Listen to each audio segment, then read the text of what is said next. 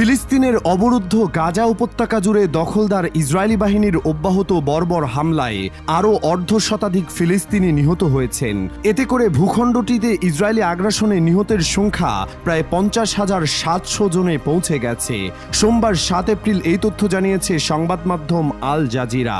Al Jazeera বলছে, দেইর আল বালাহের ৫টি এলাকার বাসিন্দাদের তাদের এলাকা ছেড়ে পালিয়ে যাওয়ার নির্দেশ দেওয়ার পর ইসরায়েল গাজার মধ্যাঞ্চলে নতুন করে ব্যাপক বোমাবর্ষণ করেছে।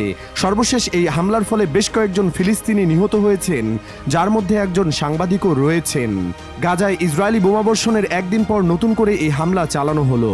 পৃথক প্রতিবেদনে বার্তা সংস্থা আনাদোলু জানিয়েছে, গাজা শহরের পূর্বে আল নাখিল স্ট্রিটে ইসরায়েলি কামানের গোলাবর্ষণে ৮ শিশুসহ ১০ জন নিহত এবং আরও বেশ কয়েকজন আহত হয়েছেন বলে একটি মেডিকেল সূত্র জানিয়েছে।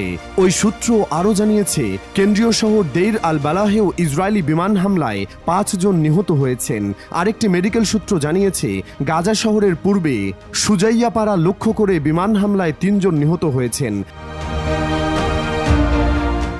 গত সপ্তাহান্তে ইসরায়েলি প্রধানমন্ত্রী বেনিয়ামিন নেতানিয়াহু মার্কিন প্রেসিডেন্ট ডোনাল্ড ট্রাম্পের গাজা ভূখণ্ড থেকে ফিলিস্তিনিদের উচ্ছেদের পরিকল্পনা বাস্তবায়নের প্রচেষ্টা চলাকালীন গাজার উপর আক্রমণ আরও বাড়ানোর প্রতিশ্রুতি দিয়েছিলেন।